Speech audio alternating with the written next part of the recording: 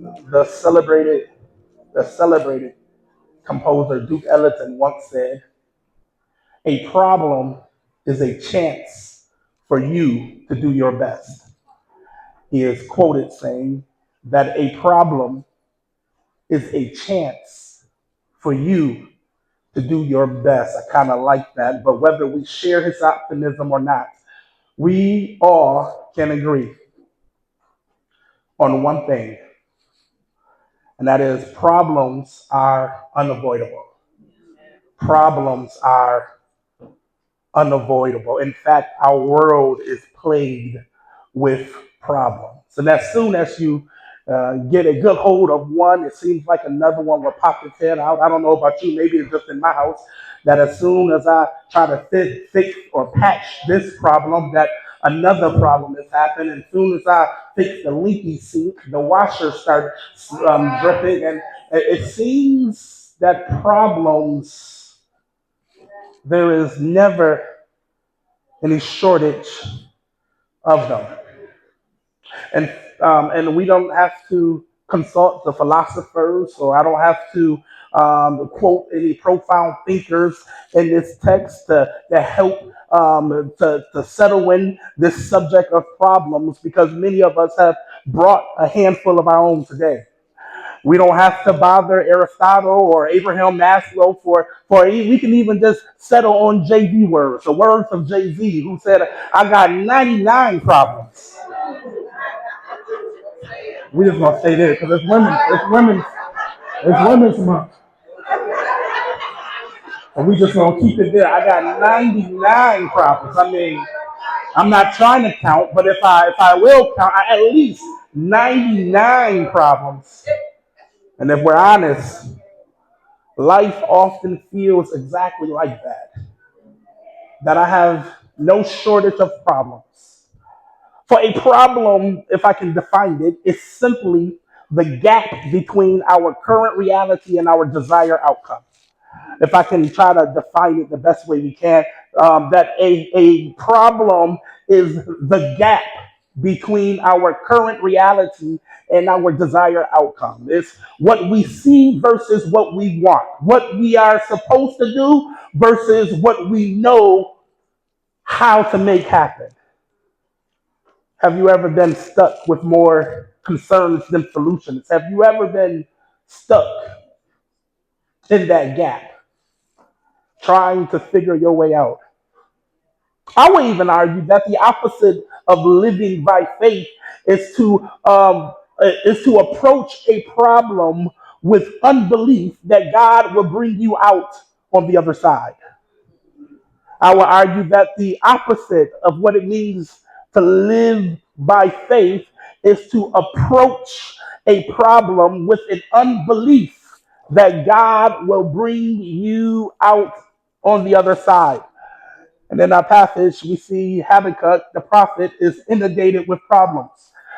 Socially, he's dealing with problems socially. The righteous are oppressed while violence and injustice are being unchecked in his community. Spiritually, God has to judge the land, yet the faithful still live in it. So he's having a spiritual issue. God, I know that you have to judge this wicked land, but what about the faithful few that's trying to live right within it? Why do we have to go through the problems that is done by wicked people when we're just trying to live our life right and stay out the way? So he's having a social issue. He having a problem socially and spiritually, and then politically he's having a problem. See, the brutal Assyrian Empire was declining while the Babylonian Empire was rising to power. It was an exchange of a regime that brought many concerns to God's people. Assyria was a terrible problem to solve. The Assyrians was notorious as being cruel and nasty people. It was the Assyrians who the prophet Jonah said, "I'd rather fight with God than to go over there and deal with those Assyrians. It was the Assyrians who Jonah, the prophet, went the other way when God says, go speak to these people. He said, no, no, no. I know those brothers in Nineveh, and those brothers in Nineveh don't have no sense. They don't do right. There's nothing good in them. So Jonah left the other way because he didn't want to deal with those people in Assyria. Syria had a violent reputation. But now, when Habakkuk is preaching or prophesying, he is experiencing the decline of this cruel, corrupt Assyria, and he also see a rise of Babylon. Babylon is approaching, and the people have to adjust from dealing with the devil they know versus the devil that they don't. And this world is riddled with problems. But we also see that problems are not made equal because above all of the stuff and the minutia that Habakkuk is dealing with, the biggest thing in our passage in the book that Habakkuk brings to our attention is that overall Habakkuk has a problem with God. Now, it's one thing having a problem with socially, it's another thing having a problem politically, but it's another thing all completely different to have a problem with God. In fact, if I have too many social issues and too many financial issues and too many family issues and too many other crises, it may be an indication that the real problem that I have to deal with is not with man, but it may be an indication that I may have to deal with the underlying problem with God. And Habakkuk is like, yo, I got a problem with God. This is the reason why this little small book was written. It was written because Habakkuk had a bone to pick with God. And have you been there before? You say, you know what, God, listen, I love you, but I'm just not feeling you. And because of what I'm going through, Lord, excuse me, but I got a problem to pick with you. I got some answers. I need some answers at this moment. I have some questions that I'm have to deal with because I have to figure out how to resolve some of these problems. And I'm tired of going to men and going to systems and coming up empty. And Habakkuk just says, you know what? Just take me to the source. Take me to the king so I can delegate and legislate some of these issues that I have. So he said, I have a bone to pick with God. The prophet had an issue with God. He had an issue with God's use of problems to bring his agenda to pass. He had an issue. He didn't like the way how God can use a problem for his good. He couldn't comprehend why God would use a wicked nation to judge his own people. To the prophet, Babylon seems worse than Judah. I mean, like, come on, God, if you want to get somebody to correct us, at least get somebody with a good record. Why would you use somebody that is wicked to put us in line? And the idea that God would use a problem he didn't like to remedy his people was too much for the prophet to fathom. God crossed the line by using something that is not good for them to work out something good in them. That became a problem. God went too far. God, you got to stop. God went too far by using a season of crisis to correct some issues within their lives. Lord, I can handle these problems. But Habakkuk wrote his book because he had an issue with God using this particular problem to correct them. How are you perceiving your problems? Some problems tell you that your system is wrong, and some problems is to tell you that they are wrong. But there are some problems that point out that you are wrong, and Habakkuk didn't like that. Habakkuk was like, there's a problem here, God. I don't like that you can pick and choose how you can bring problems to my life, not to fix it, but to fix me. Lord, I don't like how you can bring some, I like being on the other side of it. Well, Lord, every problem that I have, Lord, I need you to fix it. It's my wife that is crazy. It's the job that's getting on my nerves. It's church folks that need to mind their business. But God is like, some problems I'm putting to you, not so I can fix it, that I can fix you through it. And Habakkuk is like, wait a minute, God. These problems are not the problems that I need right now. So he's blown away that God would employ something evil to reposition his people.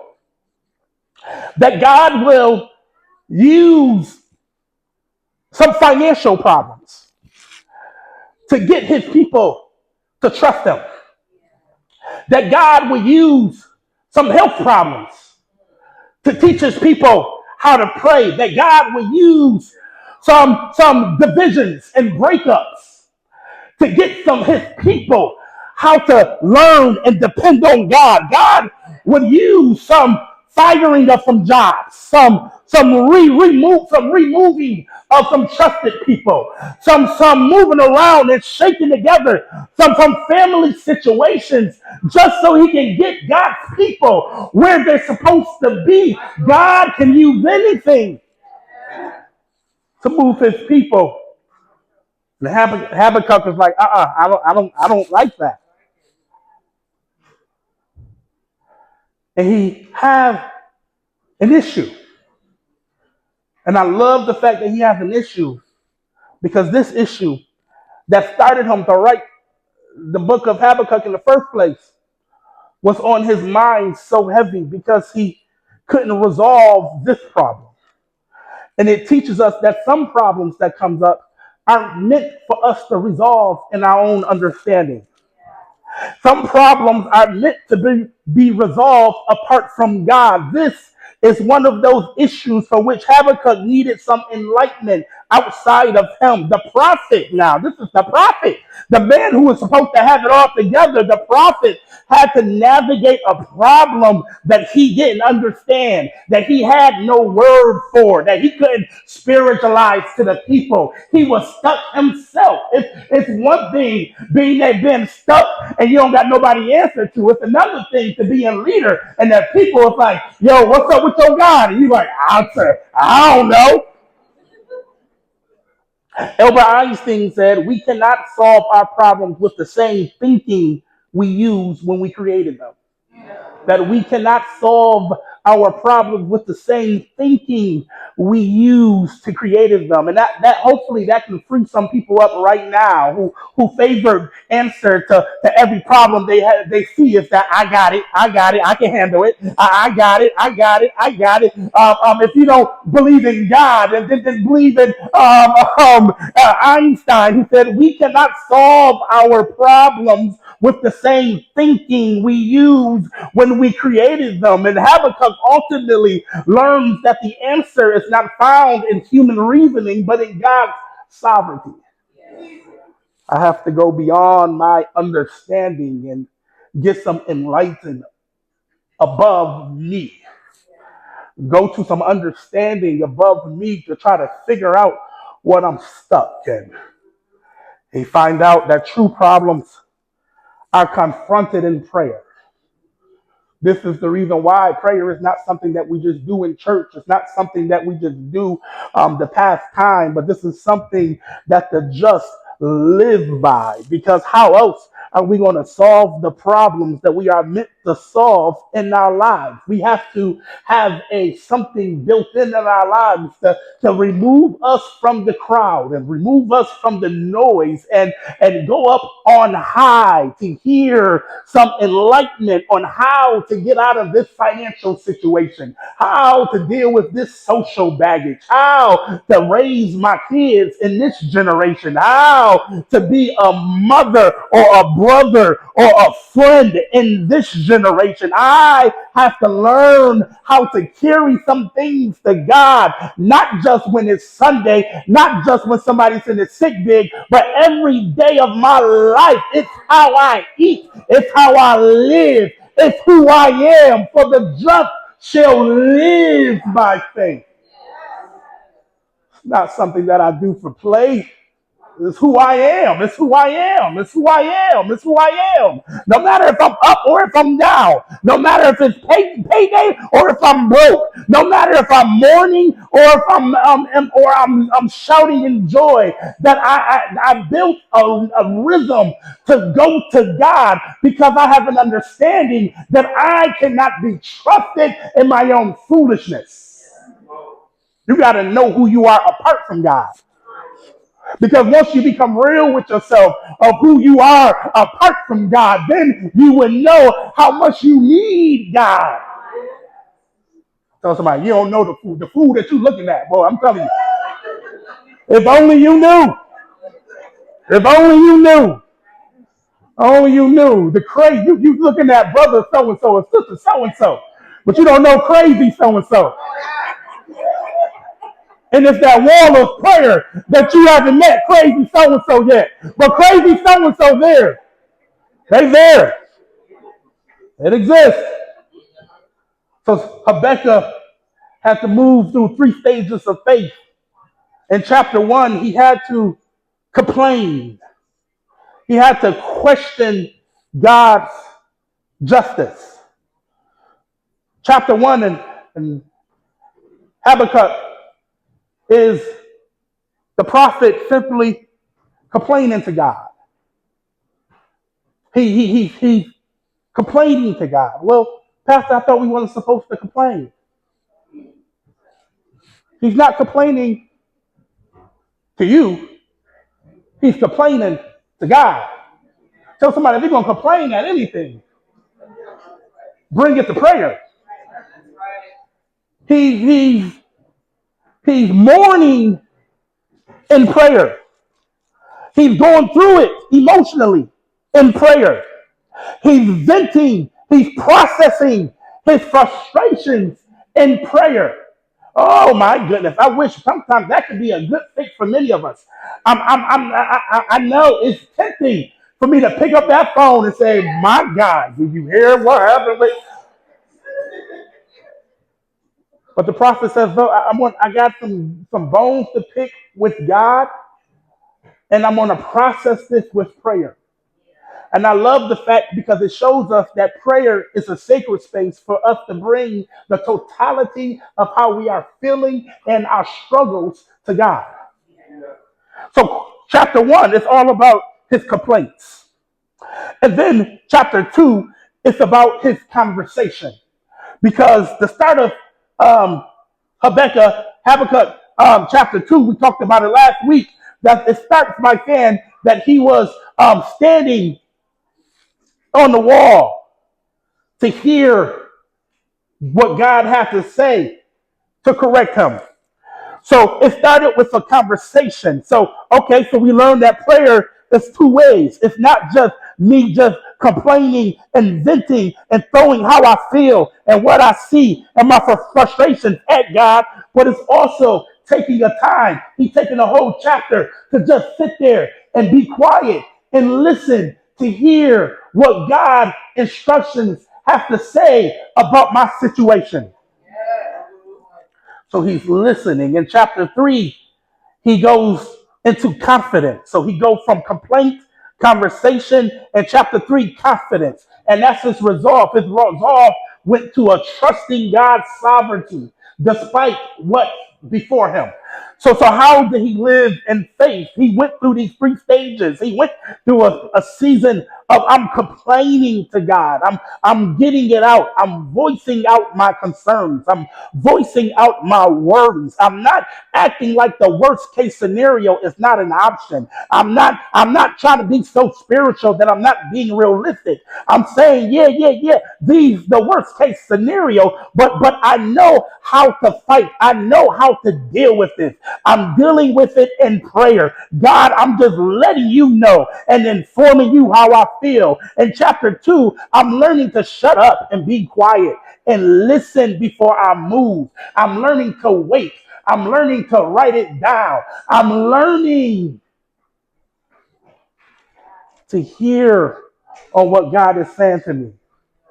And 3, he gained the confidence to move forward, trusting God's sovereignty. He needed to sit with God. He needed to come into a place with God that I need to do something about this gap, these problems that I have. So I need to sit with God. He had to come to the conclusion, or God had to enlighten him in his sovereignty, that if God can raise Babylon to discipline his people, that he can also raise another empire, which would be Persia, to defeat Babylon, to restore the people. So if God is, all along as God's hand is on you, it doesn't matter what you're going through. For faith give us the assurance that God can get us through any problem we go through. I know it may be tough. I know it may seem difficult. I know it may seem it's impossible in your own strength. But if you can learn to lean and trust in God, that God will carry us through anything that life throws at us. And in the middle of this conversation comes God's defining words, that the just shall live by his faith.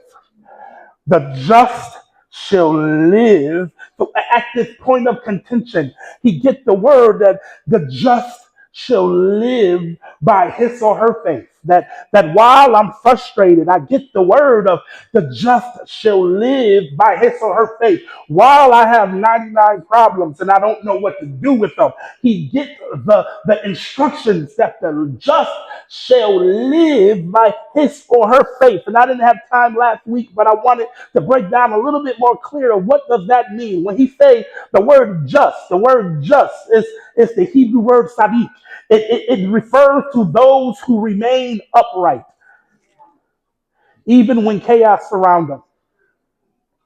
The just, the upright, and even when chaos surrounding them, even when we are tempted. Remember, we talked about it last week that the Bible told them to behold, right? Behold the wicked while you're waiting in faith, right? Because the word just means to remain upright, even when chaos is surrounding them. That's why Noah was a just man. Why? Because he was the only good man that they can find in a pool full of wicked people. So just is to remain upright in the pool of chaos surrounding them. So he said, the just shall live. This word live doesn't mean surviving physically. It means being unmovable. They should be unmovable. They should be preserved spiritually, sustained through crisis. So the just, the upright, shall remain unmovable through crisis. He said,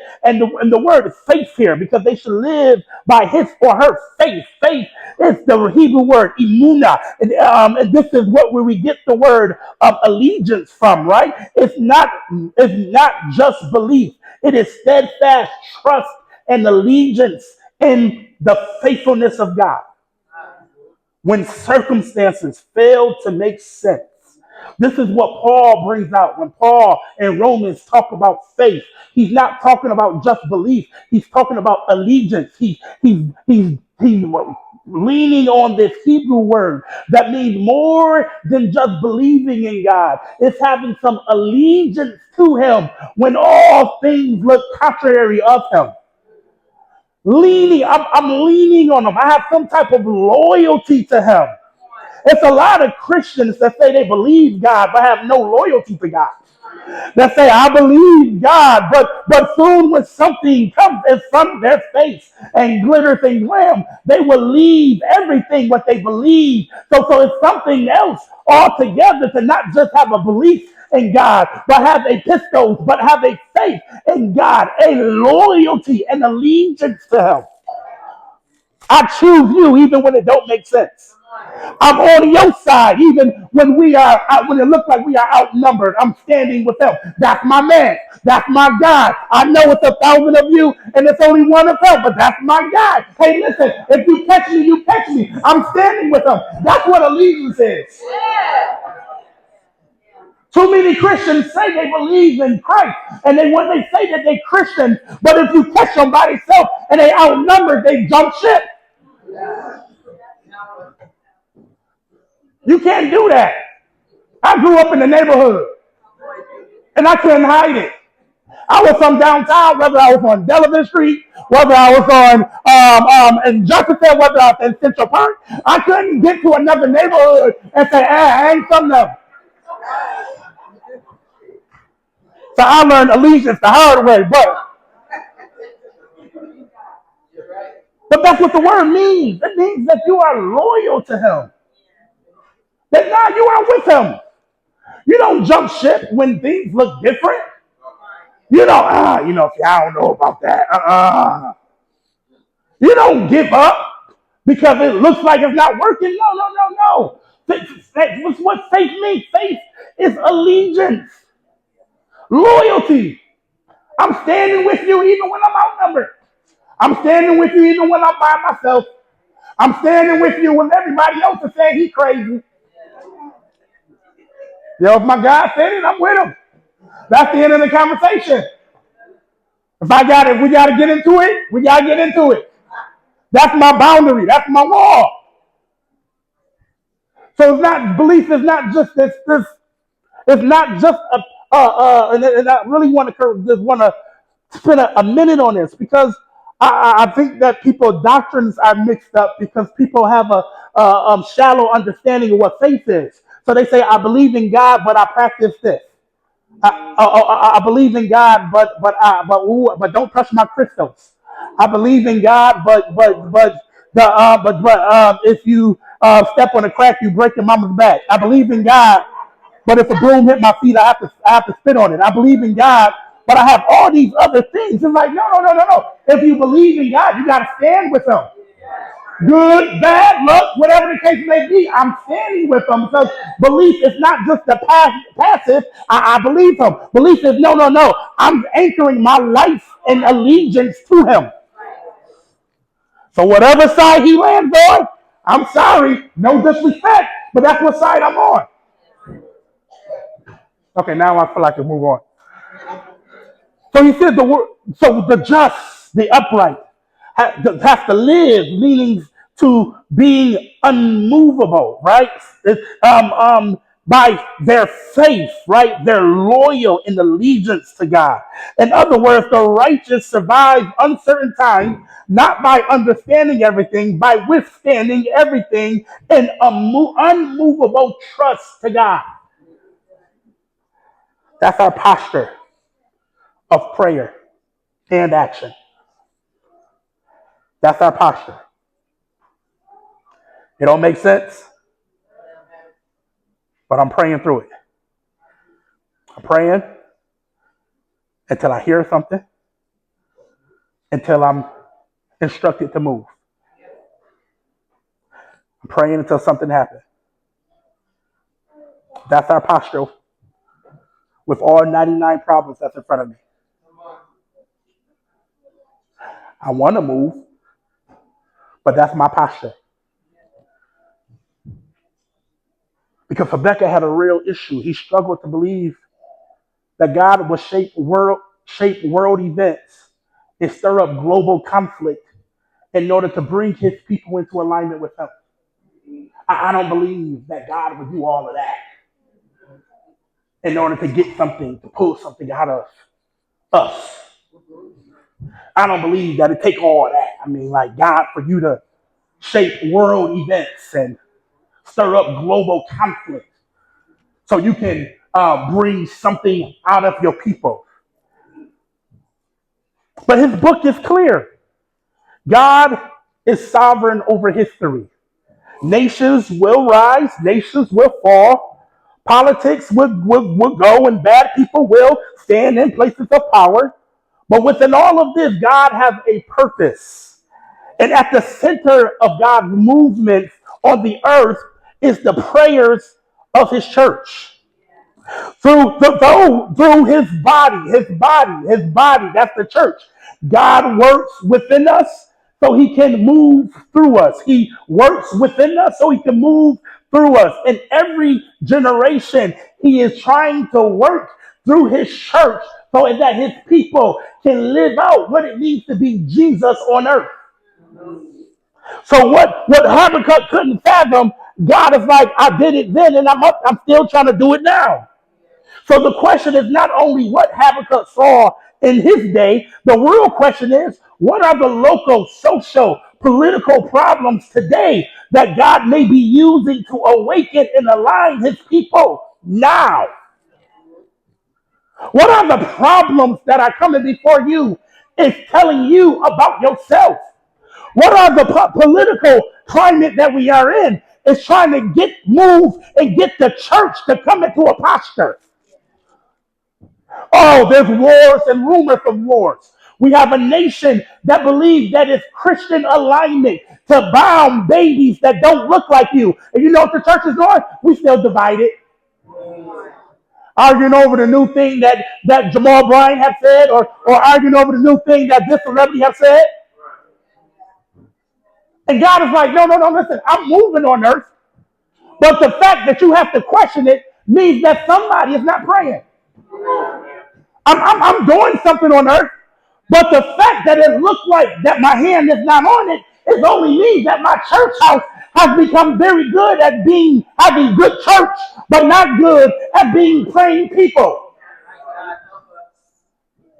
So there became a problem. And we are dealing with today the same problem that Habakkuk is dealing with.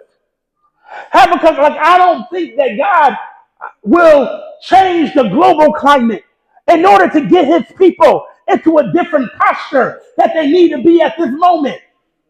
We're looking like, I don't think all this wars and all this stuff is going on. It's crazy. It's crazy. I don't see how any of this has anything to do with us.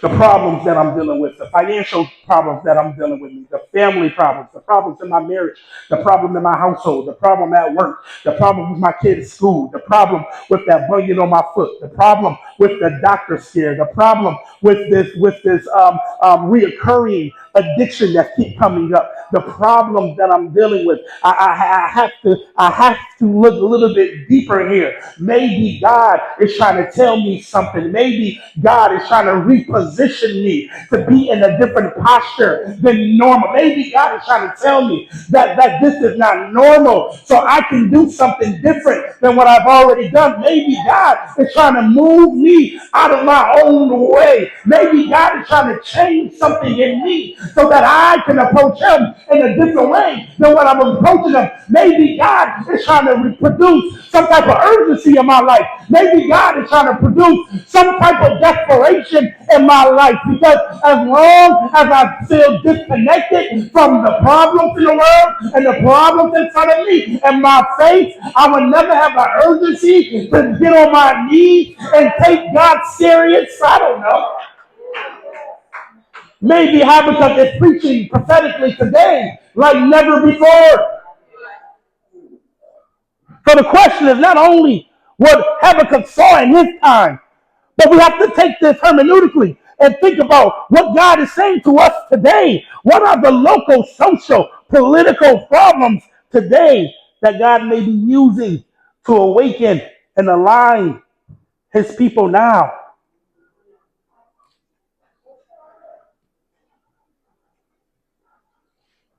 In the midst of trauma, drama, dysfunction, crime at every level, God give a word to his prophet. The just shall live by faith. What to do in this time of crisis? God says so clear. The just shall live by faith. What does that mean? Habakkuk pointed out. He told us to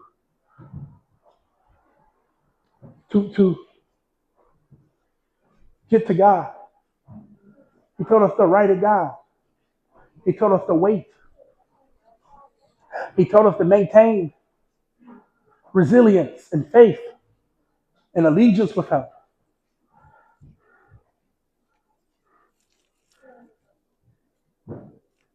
And we saw how the righteous survive, endure, and move forward, not by knowing every key detail, but by trusting in God.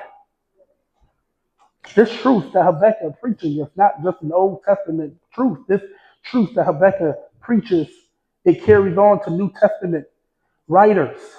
Paul uses this same passage to explain the position of faith to a new believer 3 times in the New Testament, all reaffirming how we are made right with God by placing our faith in Jesus Christ. So he carries this idea that our allegiance with God, he carries this idea. And we see that within this idea that humanity's greatest problems have never been only injustice, has never been only oppression, it have never been only political power being corrupted and to harm the disenfranchised and the poor. But our deepest problems is sin. Always been sin.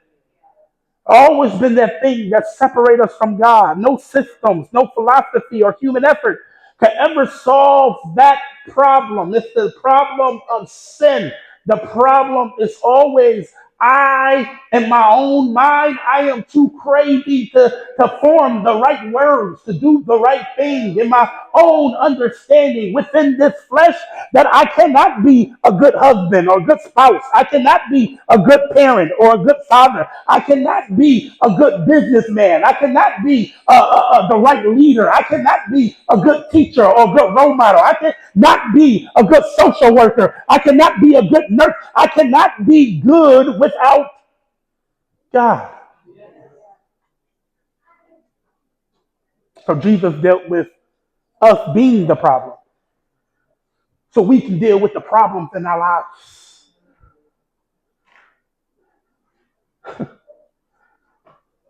Because when we were stuck at our problems, when we had the problems that no human structure could solve, no psychologist could solve, no social worker can solve, no doctor can solve, no matter how hard we tried, we found ourselves stuck at the gap between our current reality and our desired outcomes. What did Paul say in chapter 7? When I want to do right, we find ourselves stuck in the problem. What we see versus what we want, what we are supposed to do versus what we know how to make happen. That's the reason why, in order for you to become part of God's solution to the world's problem, you have to first come to him by seeing yourself as the problem.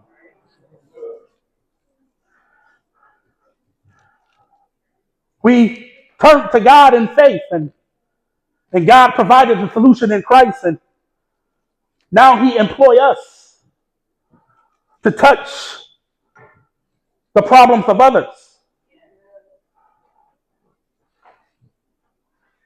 So it don't stop when God fixes your problem.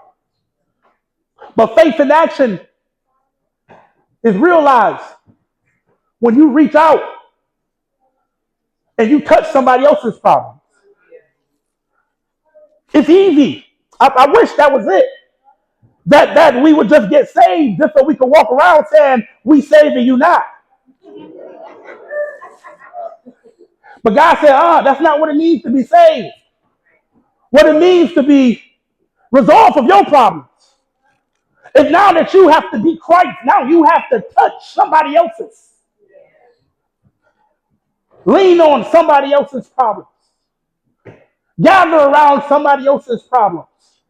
Something that is beyond you, and y'all all look up to something that's higher than any human man-made system, to the real source, that